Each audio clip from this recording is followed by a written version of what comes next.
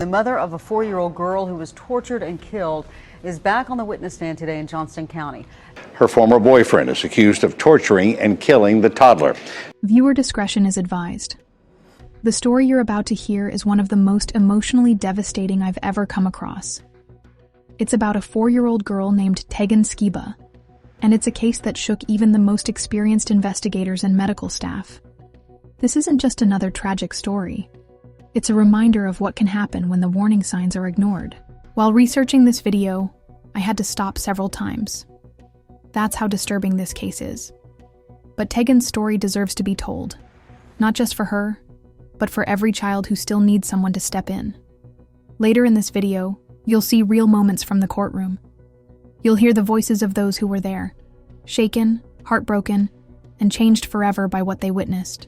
This is the story of a little girl who needed protection and was failed by everyone who should have kept her safe. In a quiet town in North Carolina, Tegan's story began like many others. A young woman meets a man. A child is born. What followed was something no one could have imagined. Before we begin, let me know in the comments what time of day you're watching this video. It helps me figure out the best time to release future content like this.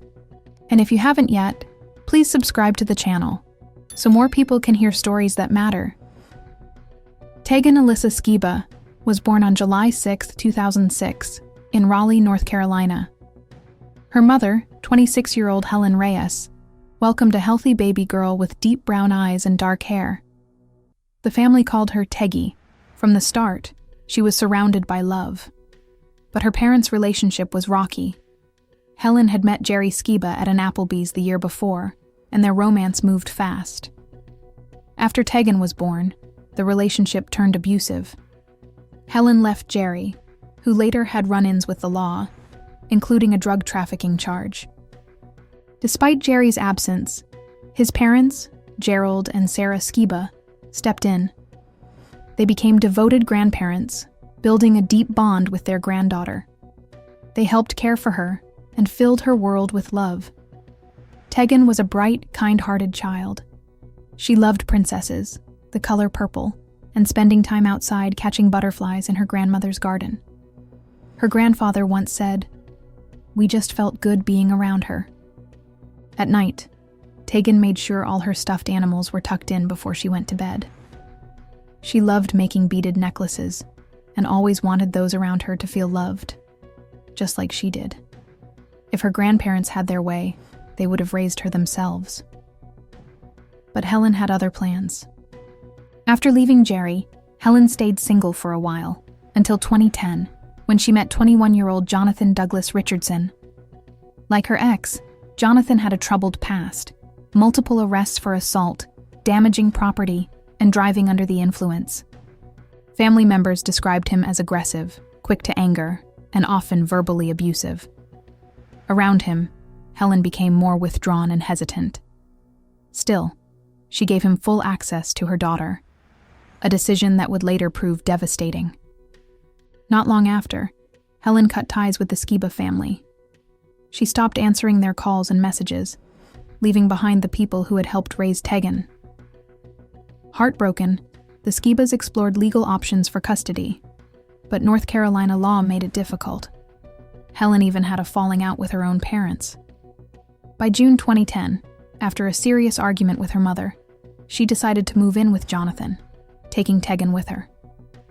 But this wasn't just a new home. Jonathan lived in a makeshift shed in his grandparents' backyard, a 20 by 20 foot structure with a tin roof and no plumbing. There was electricity, but no toilet or kitchen. The living conditions were far from suitable for a small child. Still, all three, Helen, Jonathan, and little Tegan, slept on a single air mattress on the floor.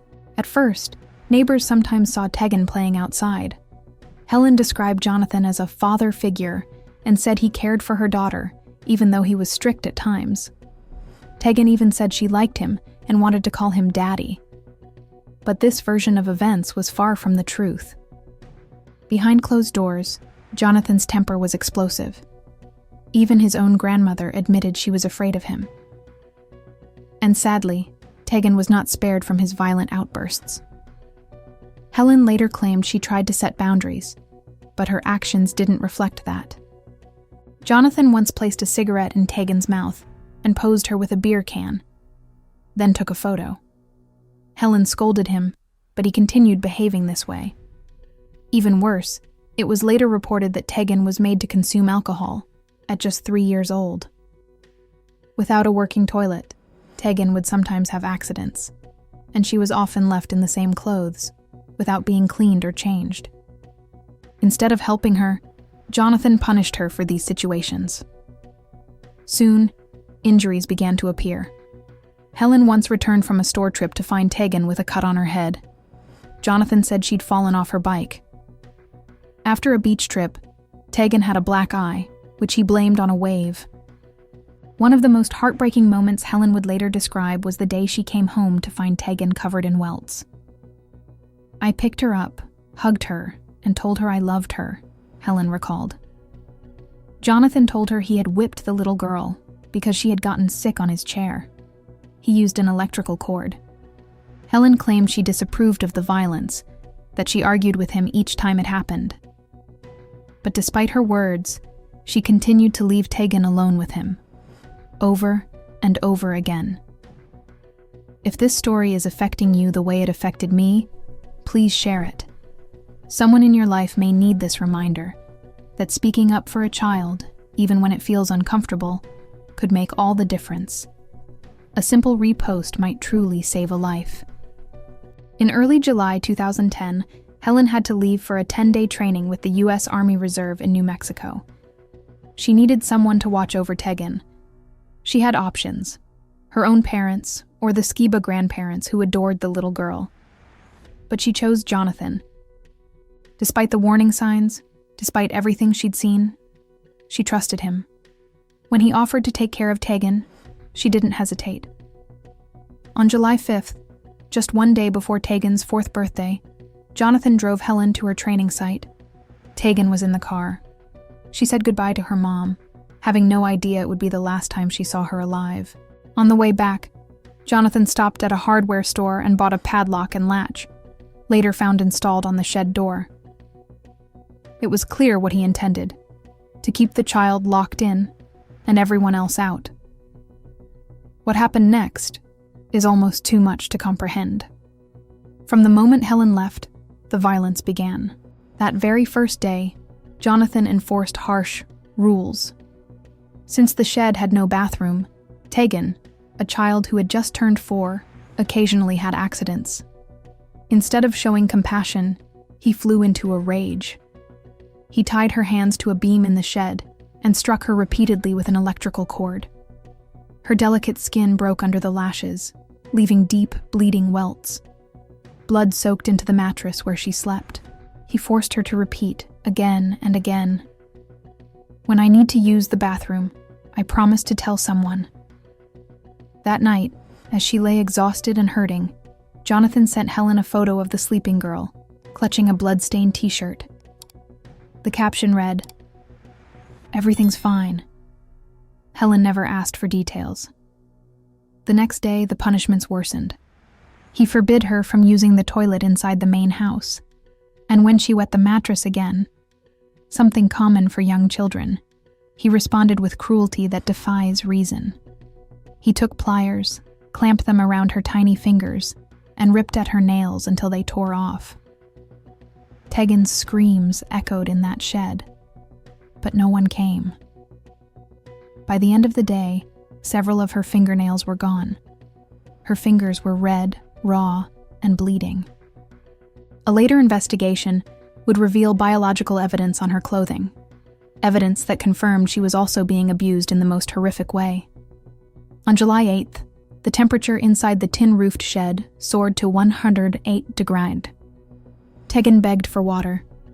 Jonathan placed a bowl in front of her, but wouldn't let her drink. "Dogs pant when they're thirsty," he sneered, laughing at her pain. When she leaned in, desperate for a sip, he bit her ear so hard he left a jagged wound. By the end of the 10 days, her body would show 66 bite marks. Some were so deep they tore into muscle. Others left permanent scars, where he'd literally ripped chunks of flesh with his teeth. That night, He forced her to stand facing the wall, arms raised, repeating the same humiliating phrase about needing to ask before using the toilet. When her voice was too soft, he shouted at her. Terrified, she repeated it louder and louder. He recorded the moment, a 37-second clip that police would later recover. In it, Tegan, dressed in a pink shirt and dark pants, stands trembling, her arms stretched high, repeating the same sentence over and over, her voice breaking. By the fourth day, her body was covered in bruises, cuts, and burns. Jonathan had found a new method of torture: electricity. He stripped an extension cord, wrapped it around her neck, and briefly plugged it in. Electric current coursed through her small body. The shocks caused muscle spasms and left spiral-shaped burns. When she cried out for her mom, he slammed her head against the wall. He wanted silence. Audio recordings would later reveal Tegan's voice, crying, "Mommy, help," followed by his brutal reply, "Shut up, bitch," and the sound of a blow. Each day brought new injuries layered over the old ones, multiplying her pain. One doctor later testified that this kind of injury pattern, wounds on top of wounds, was a hallmark of someone who took pleasure in causing suffering repeatedly in the same place. By day 5, Jonathan began filming her more often, documenting her misery.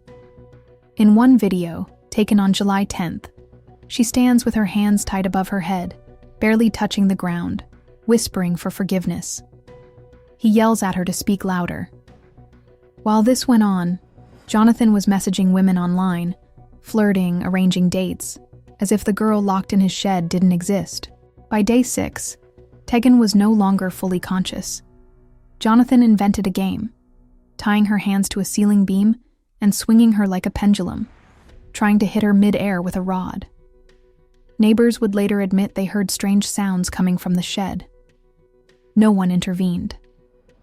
Jonathan's own grandmother once approached the door and saw filth on the steps. She knocked and heard her grandson warning Tegan not to come near the door. But she left without asking questions. The autopsy would reveal 37 fractured ribs at different stages of healing.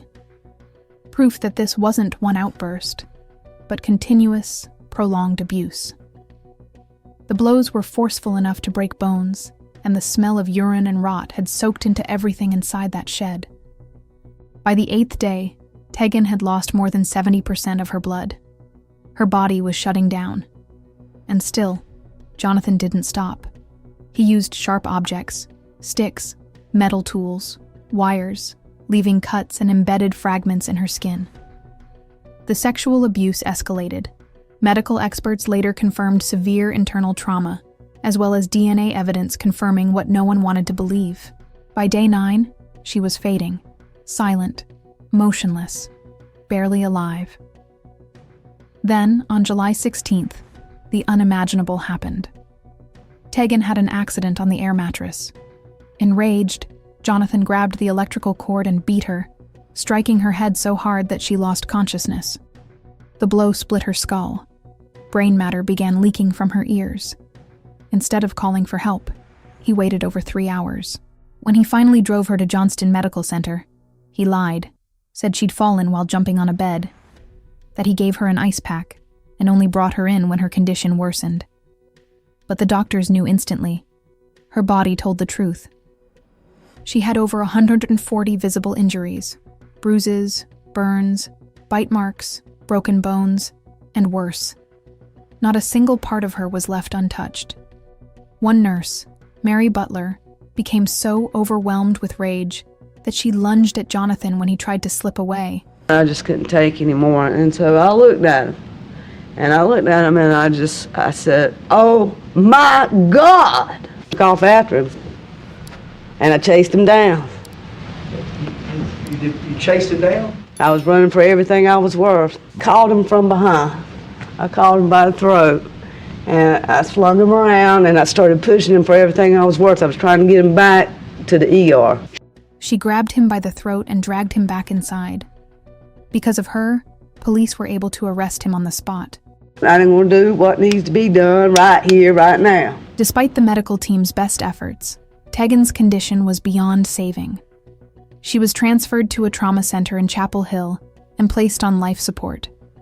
On July 19, 2010, at 6:30 p.m., just days after her 4th birthday, 𝐬𝐮𝐬𝐫𝐠𝐞𝐿 was pronounced dead. Tegan's passing was officially ruled a homicide. When investigators searched the shed behind the home, they uncovered a deeply disturbing scene. Among the items collected were blood-stained clothing, a chilling audio recording of Tegan pleading, a damaged electrical cord, and visible blood throughout the space. DNA testing confirmed that over 30 items found in the shed were stained with Tegan's blood. These included clothing, bedding, a pillowcase, and even a stick, painting a heartbreaking picture of what she went through during those 10 days. One of the last things Tegan was heard saying was this: "I won't ask to use the bathroom again." A devastating glimpse into how she had been treated. Jonathan Douglas Richardson was first charged with harming a child and other related offenses. After Tegan's death, the charges were updated to include first-degree murder. Tegan's mother, Helen Reyes, returned home the day after her daughter was taken to the hospital. She was granted limited visitation during the investigation. Child Protective Services later concluded that Helen had failed to ensure her daughter's safety before leaving her in someone else's care. On July 29, 2010, she was charged with neglect. I know I was wrong for leaving her behind. I never thought that I would come home or get a phone call that something was severely wrong with my baby.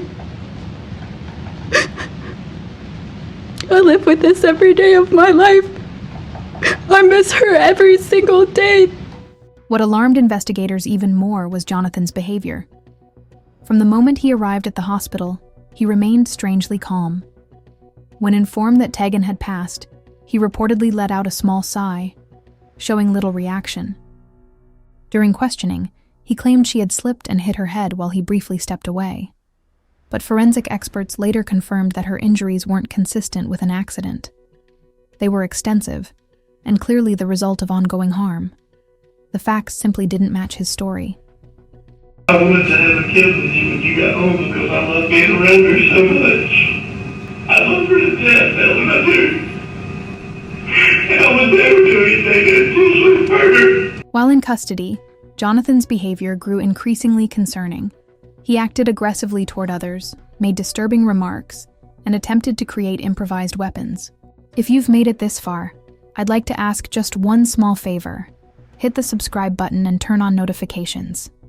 Tegan's story needs to be heard, not for shock value, but to help raise awareness. By spreading her story, we can help protect other children from facing similar harm. Your support genuinely makes a difference. The trial became one of the most thoroughly documented in state history. With the judge's permission, every session was recorded on video, giving the public a rare look into the heartbreaking details of the case. Prosecutor Paul Jackson referred to Richardson in strong terms. Witnesses and courtroom staff were often visibly shaken. The judge had to call frequent breaks because people were overwhelmed. Even experienced members of law enforcement and the legal team were deeply affected. That everyone tried for the same crime, be treated in the same way, and have the same law applied. Detective Matt DeSilva, a veteran officer, testified, "This is the most disturbing thing I've ever encountered in my career, especially because it involved a child." I observed numerous cuts. I asked the doctor to stop. I told him that was enough. I couldn't look at it. I couldn't bear it to see it anymore. The most horrifying thing I've ever seen done to a human being, especially a child. Never seen anything like that in the years that I've been doing this as a law enforcement officer. And yet, throughout the emotional trial, one person remained entirely detached, Jonathan Richardson. While others were brought to tears, he often appeared indifferent, even smiling during breaks. During one recess, an observer noted that Richardson, the man on trial, looked oddly relaxed. Detective DeSilva recalled a chilling comment he made after being arrested. "What are you going to do? Tie me down and cut me up?" He delivered the line with a slight smirk. One of the most powerful testimonies came from Dr. Sharon Cooper, a forensic pediatrician. She stated, "In my professional opinion, Tegan was a victim of prolonged mistreatment. She noted over 140 documented injuries. When new harm is inflicted over healing wounds, it results in even greater pain. This kind of repeated action can be associated with intentional cruelty." And Tegan's autopsy report, and she had more than 144 injuries. That is an extraordinarily high number of injuries, and these are not the kind of injuries that will typically occur with a one-time loss of control. Carefully calculated form of abuse, and typically is going to be of a significant duration in the child's life. Some of the most emotional moments came when Tegan's grandparents, Gerald and Sarah, had to step out of the courtroom during this testimony. The details were simply too much to bear. Because he tortured my little granddaughter, and she's never coming back again, you know. And it's not like DNA, but he was asked to compare the child bite mark. You'll hear his testimony regarding whether or not they are even close to child bite. You hear about the nature of these bite marks all over.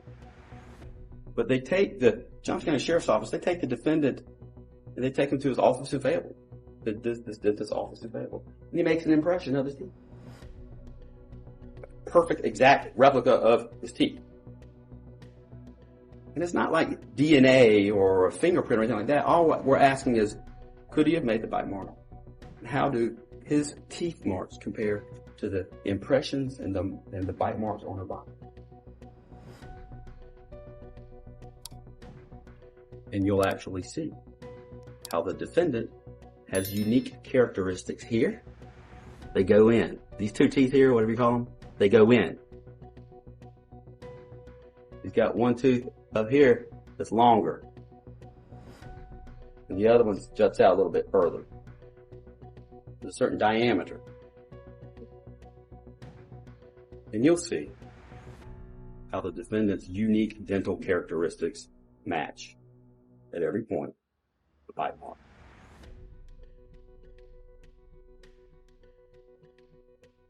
Look, when she came to that hospital, the first order of business is to take care of the, set aside all the other, every inch of her body, those things that I can't describe because the words don't work.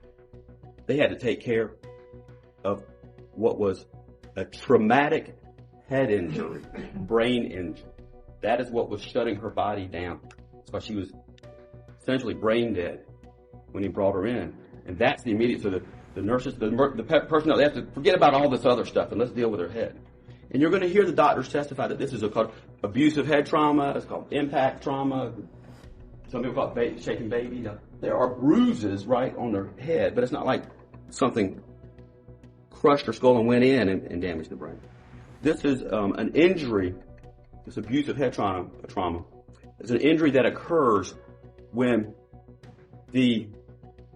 such force and velocity is applied to a child's head. It's moving so quickly, one way or the other, such force that the skull and the head are moving, but the skull stops suddenly, and it's moving violently and forcefully. The skull stops, but the brain doesn't. The brain crushes up against the skull. Doctors causes it's called a subdural hematoma, abusive head. Your brain is then bleeding left over here, I think, over here, bleeding so badly and injured that there's nowhere for her brain to go in her skull, that it's swelling so badly, and there's what the doctors will describe a midline shift, which basically means that it's swelling and the blood is pushing it over so that the middle of your brain, which is right here, is over here. Pushing it. There's nowhere for it to go, so it starts, they call it herniating down with the spinal cord. There's no space in the skull until it starts going down into the hole where your spine is. And so that's when those life functions start. That's where the brainstem that starts messing up with the life functions. And, so they saw that immediately, and what they're going to do, they're going to fly her out, and we're going to try to do everything we can. When he brought her to the emergency room, she was in the process of dying. And there really wasn't any real saving her life. It was too late.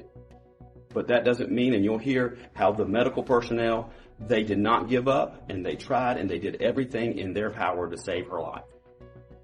The law enforcement officers who investigated this case and were exposed to what this defendant did will never, ever be the same. The state will never be the same. And you can't be the same. And that's because that our duty and our responsibility has demanded something of us that we would not wish on our worst enemy. It has required the most difficult thing. It has demanded that we all look into the abyss. That we all look just to the briefest glimpse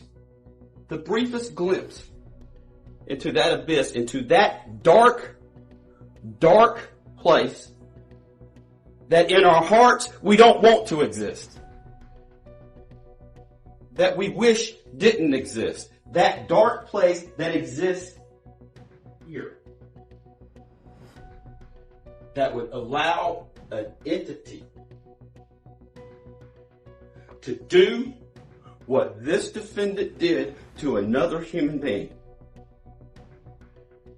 You don't want to imagine it. Of course you don't. And it's hard to think about, and you don't want to think about it. And your reaction and your reflex is just to hide it, to not think about it. The multiple and continuous sadistic acts, the heinous, atrocious, cruel acts that came from a dark place. You don't want to think about it. You wish that didn't exist, but it does. And you, ladies and gentlemen, can't be the same because you have glimpsed into that abyss and that darkness and the horrible, horrible things that we wish didn't exist on this earth, but it does. And so don't forget what this case is about. And it's hard and it's difficult, and we demand of you, ladies and gentlemen, awful things, because you know what? As awful and dark and horrendous as it is, it gets worse because it was committed against this little girl. But I'm asking for your patience. I'm asking you to remember why we're here.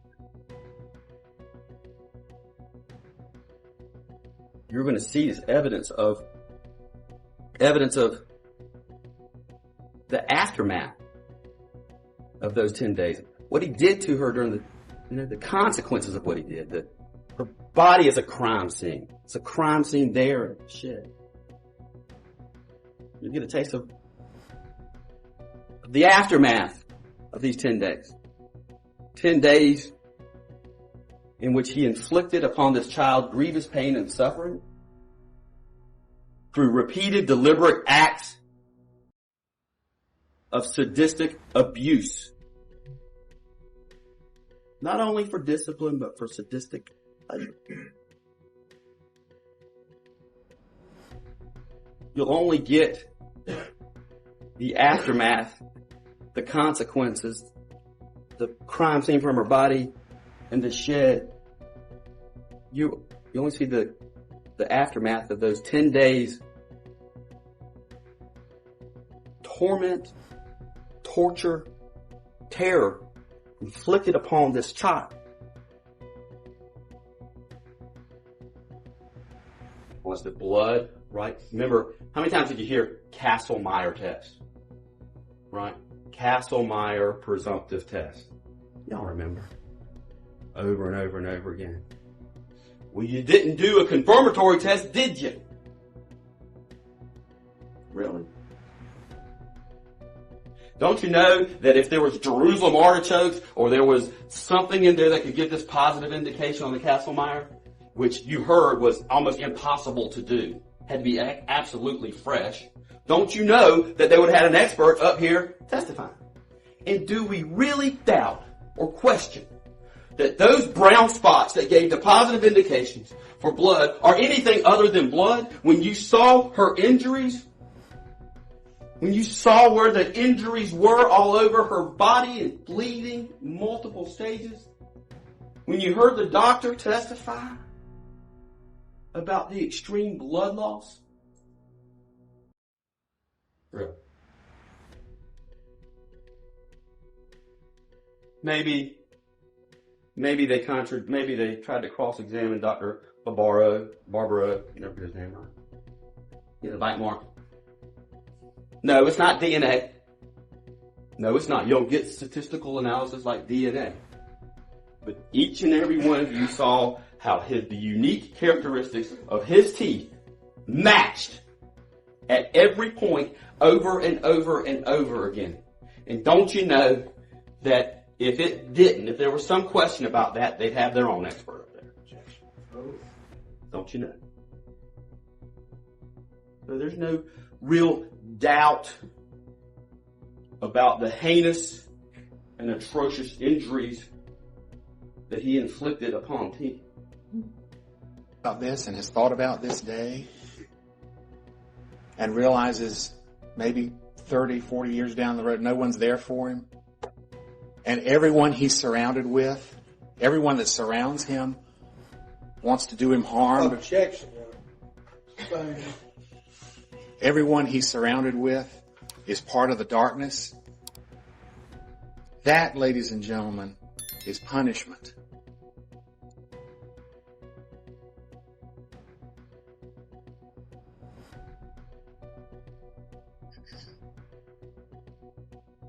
That is punishment, ladies and gentlemen, that punishes not only the body, but it tortures and torments the mind and the spirit. That is life in prison without parole. It is condemnation to the darkness and the abyss that Mr. Jackson talked about. It is condemnation to the darkness and abyss by people who I for one hope, will go on to experience decency and kindness and love, and who I hope can put all of this behind them. I hope you go back to your lives, ladies and gentlemen. I hope you go back to your lives and put all this behind you. And I wish you nothing but peace when this is over. I truly do. But I do hope that you can put it behind you in a way where none of you will succumb to that darkness, succumb to that urge to take just a little piece of the darkness to satisfy an urge for revenge. And think about, ladies and gentlemen, what is truly punishment in this case. Thank you.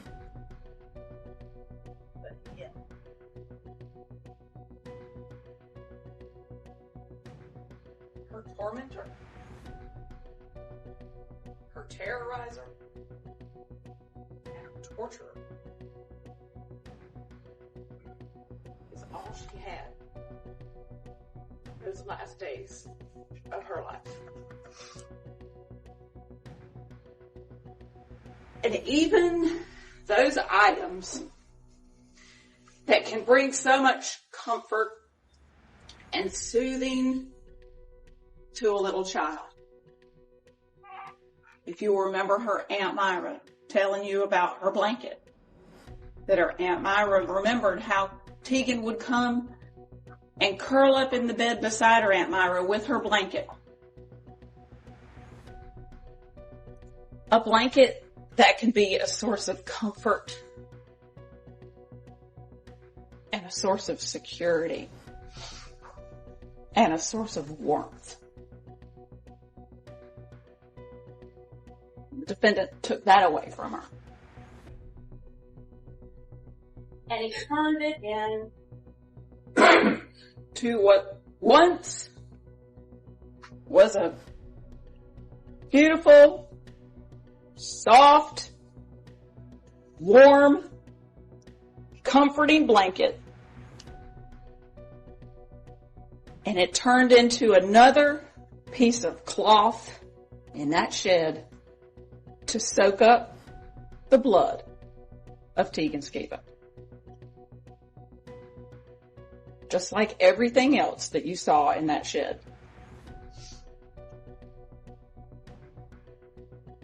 The pillowcases,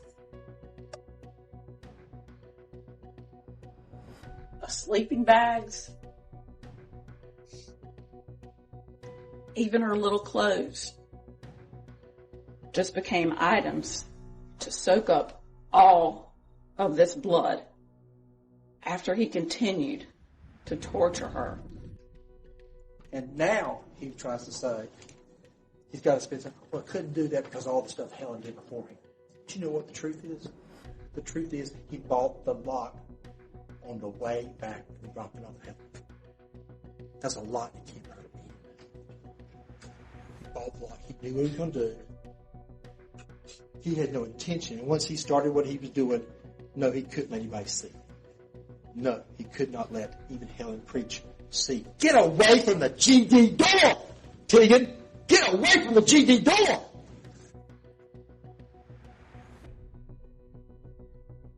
Because I can't let my grandmother see what's happening. He has so terrorized them that Helen Creech walked away in fear. Is he mentally ill? Or just plain mean? Let's talk about dark place. I don't know about the dark place. I do know about just plain mean. Just plain cruel.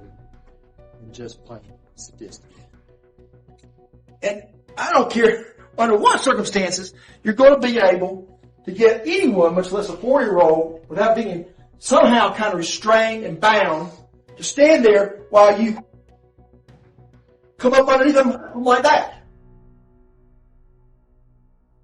Copper in this area. Copper in this area. You stood there for that? Okay, give me another. This is the most horrific thing you'll ever hear. Let's just see. You really want to say that there's a difference between me whipping you with this cord because you're not doing something or you did something I don't want as punishment, or me biting you for heavens knows what reason, or for me shaking you because you won't obey. And we read every one of you the law of torture, and I'll read it to you again in a minute, but all it can be for the purpose of punishment. And it's all punishment. The shaking was punishment. That's on mission. Forget that it's all together. That's just trying to draw your attention. See it. I know you don't want to look at it. But is that the result of inexperience? That's repeated acts of sadistic abuse going inside of the labia, going inside of the os, over and over again. There are metal fragments in there. And what did she say? What did the doctor say? That doesn't happen unless you forcefully have her legs spread and you whip her in that area over and over again. And she had to be restrained. Why? Because you're going to do this.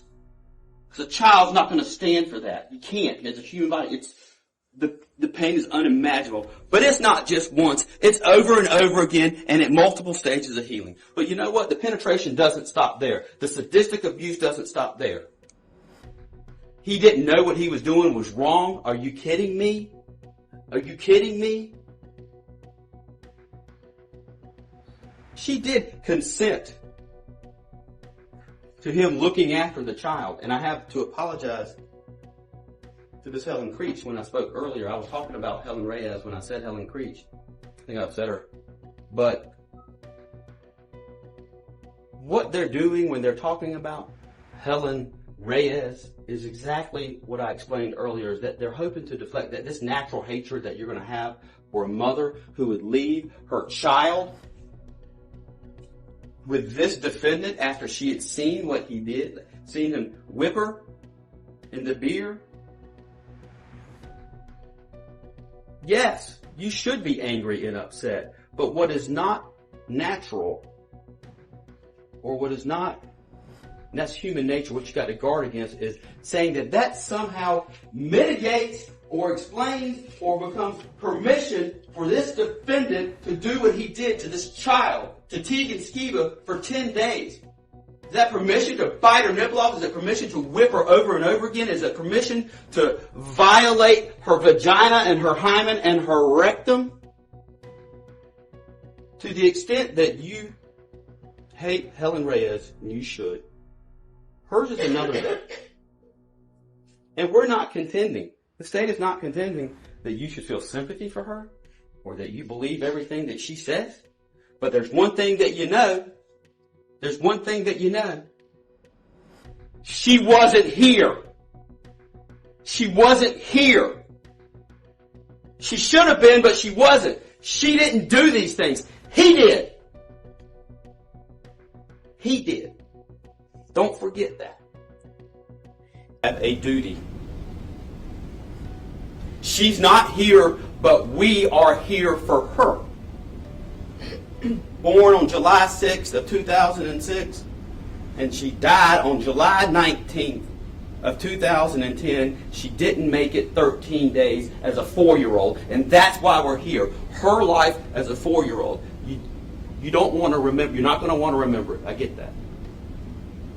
But we got a job to do. And you must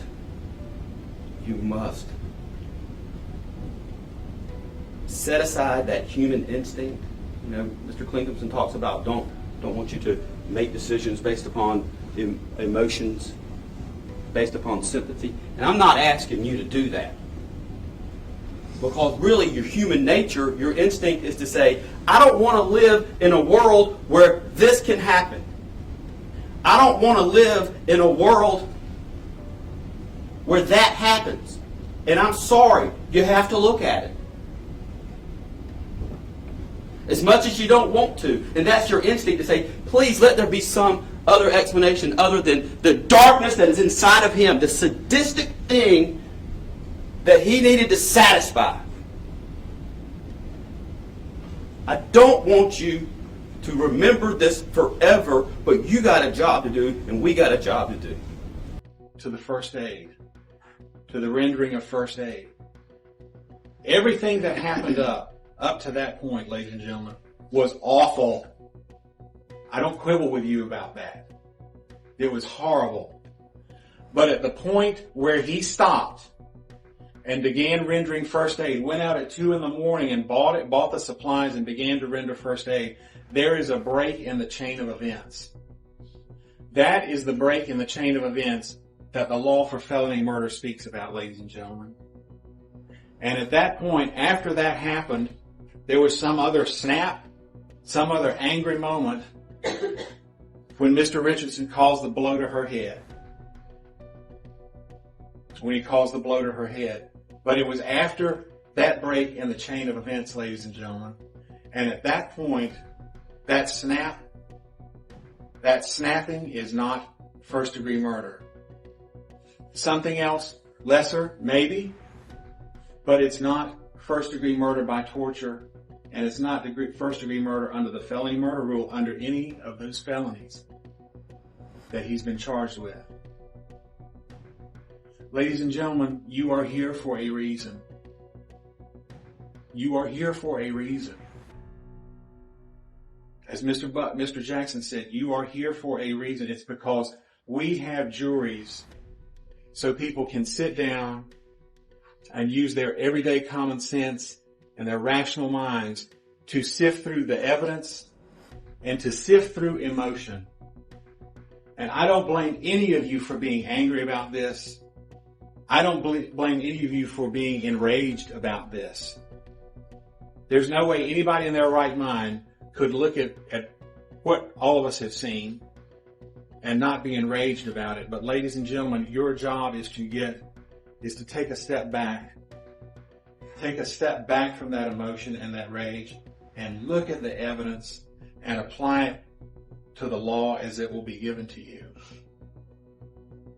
And when you do that, ladies and gentlemen, as bad as this is, as horrible as it is, you will understand that Mr. Richardson is not guilty of first-degree murder under the theory of murder by torture or under the felony murder theory. And we'd ask you to find him not guilty of that. Thank you. And Jonathan, and you saw videos of Jonathan going out throughout the time, going to different stores and different things and all, but at one of the points, and in this one,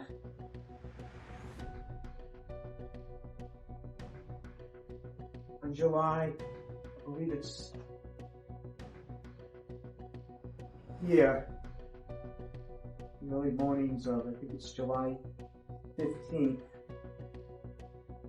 he went out and bought bandages, 𝐬𝐿 bandages. There's a break between these injuries, his attempt to go out there and buy these other supplies and the other things, and then the next day when the head injuries occurred.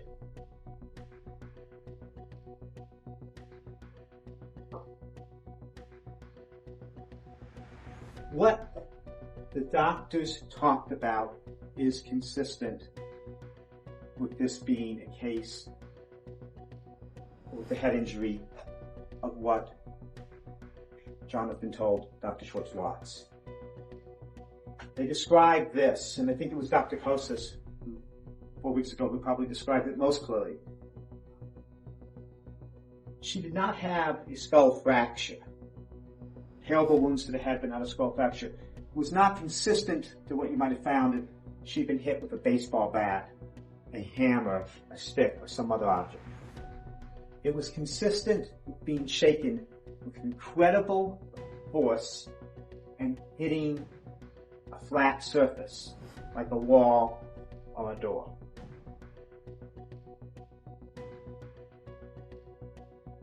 And Dr. Kostas talked about it being consistent with shaking baby syndrome.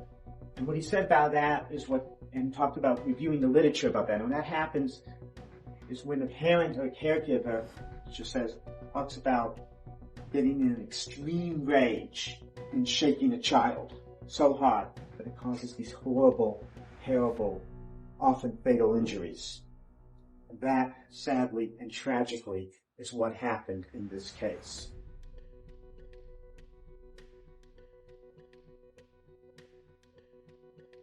It has been said by several doctors, and it's absolutely true, that one of the things that contributed to Tegan's death was that Jonathan waited to take her to the hospital after this injury happened. And he did show great negligence in not doing that. We're going to talk about, again, it is significant, his lack of it was one of the things he's dealing with, his lack of experience with dealing with children. But yes, that negligence, that delay, sadly and tragically contributed to her death. But part of it was an example more of negligence than maliciousness in that case. And I'm not saying that it's not justified, and her day will come.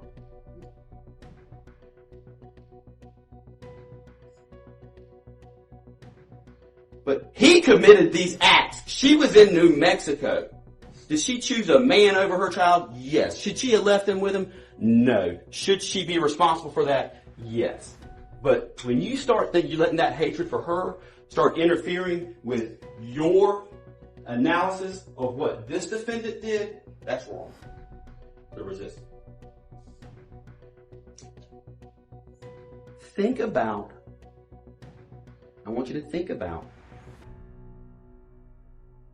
their unsubstantiated, really, claims of just wasn't prepared to take care of a child, didn't have the instruction book, or didn't, just didn't have the experience. Think about that claim and the uncorroborated claims that he was, irritable. That's pretty much what it was. He was irritable and assaultive and stressed. Think about those claims that they made. When you think about those, compare it to the evidence in those 10 days. Don't forget about this horrible, dark place that you have to continue thinking about until we're done. It doesn't make any sense. There's no doubt that he is the only one who had contact with her. They don't contradict that. For those 10 days, she was locked in that shed. The only opportunity she had is when Miss Helen 𝐬𝐲 came, knocked on the door, and he said, "Open that goddamn door!"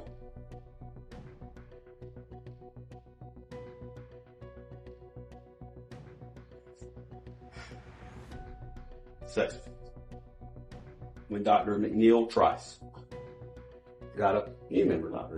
McNeil Trice, when she got up on the stand and she testified to all of the injuries, the different stages of healing, and then the injuries, the penetrating injuries, recent penetrating injuries to her hymen, to her labia, all over her vaginal, to her rectum.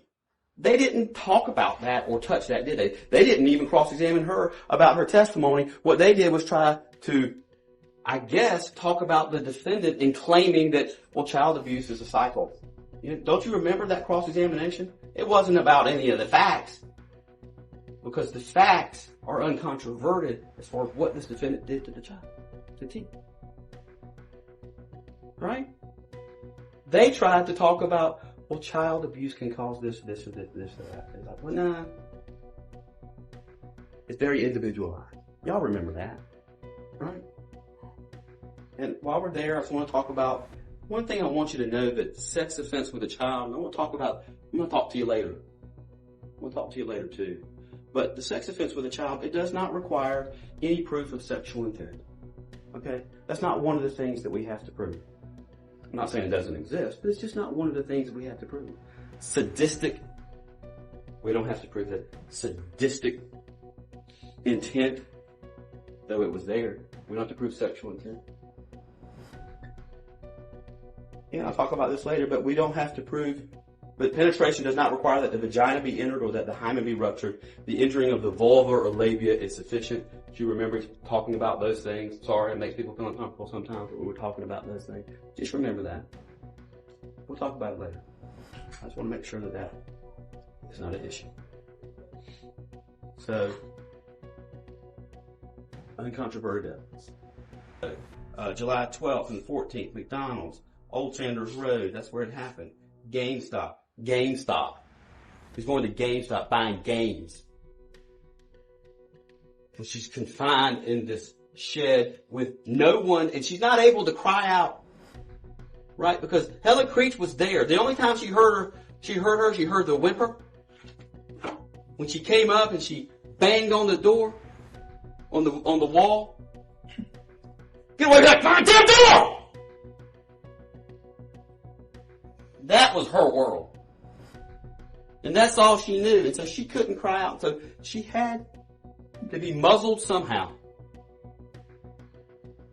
Okay? So she's muzzled, locked in the shed without anybody to love her, suffering from these wounds, not knowing when he's going to come back again and it's going to start all over again. Every time he's leaving, he's going to these places. He's going over here. There's no child with him. He's not drunk. He's not impaired. He's living out his sadistic desire. And he's got her to come back to continue abusing every time. There was never a break in the chain for her. Important things that will no longer be. Her first day of kindergarten. What a special day that is. The defendant took that away.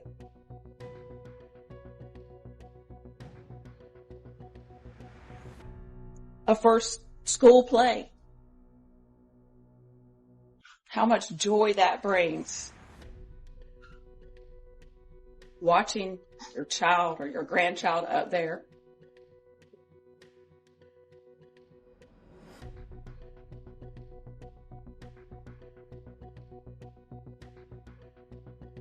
Her first soccer game. You remember Sarah Skiba talking about Gerald and how he coached soccer and got Tegan out there with all the soccer balls playing and kicking around.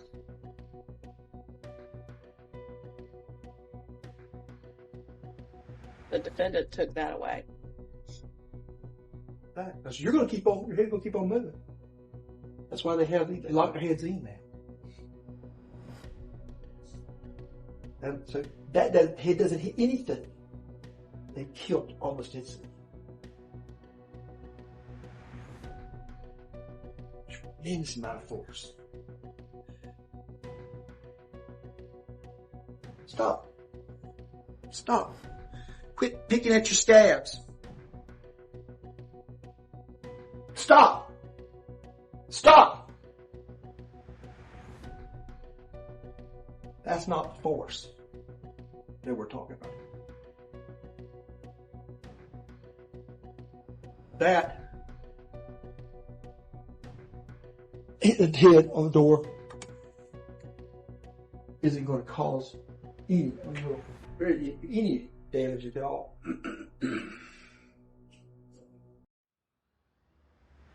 I'll do it down this way because it's a little small. She wasn't very heavy, 40 pounds. That's not a lot. You tell me when this is intentional, because this, as violent as that can be, did not cause what you saw in those pictures earlier. But this, slamming her head.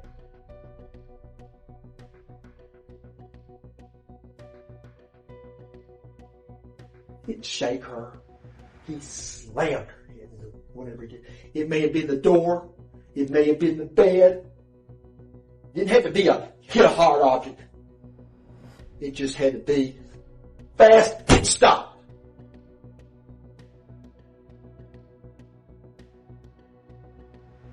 And thus, into the life of Tegan Skiba. Unintentional.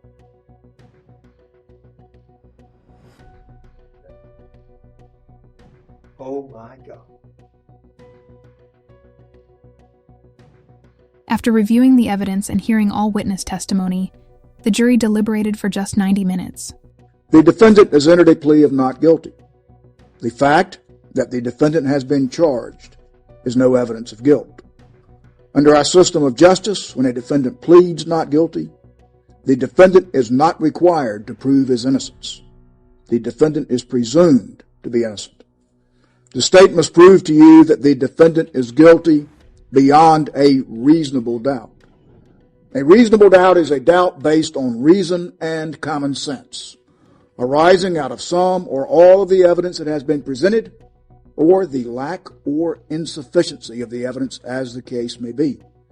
Proof beyond a reasonable doubt is proof that fully satisfies or entirely convinces you of the defendant's guilt. You are the sole judges of the believability of witnesses. You must decide for yourselves whether to believe the testimony of any witness. You may believe all, any part, or none of a witness's testimony. In deciding whether to believe a witness, you should use the same tests of truthfulness that you use in your everyday lives.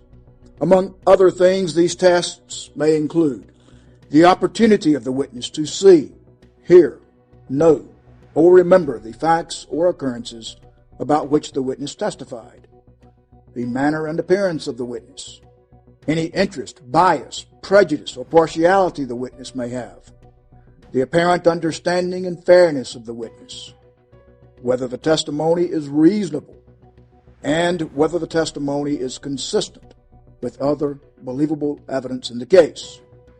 You are the sole judges of the weight to be given to any evidence. On April 4, 2014, 25-year-old Jonathan Richardson was found guilty on all counts: first-degree murder, kidnapping, and multiple charges related to harming a child. While the verdict was read, he remained completely still. His mother, sitting in the courtroom, broke down in tears.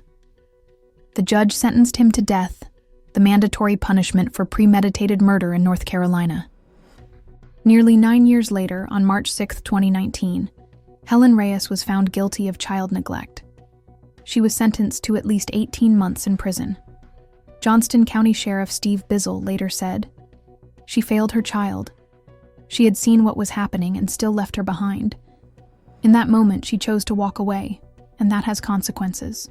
The case left the communities of Wake and Johnston counties in shock. Many believed not only Jonathan and Helen were at fault, but also Jonathan's grandparents, who reportedly witnessed signs of mistreatment, yet failed to act. The shed was just 150 feet from their home, and it's difficult to imagine they didn't hear anything during those 10 days. Tegan's funeral was held privately. She was laid to rest at Raleigh Memorial Park. Her grandparents later shared a message on an online memorial. They remembered her as a bright little girl who loved playing in the pool, greeted every morning as a sunny day, and always asked for maple oatmeal before heading outside. Tegan's story has since become a symbol of why we must stay vigilant when it comes to protecting children. Her life was far too short, but her memory remains a call to action. If you ever suspect that a child may be in danger, please don't stay silent. One phone call to Child Services could save a life. Today, Tegan would have been 17. Instead, we remember her and promise to speak up for those who can't.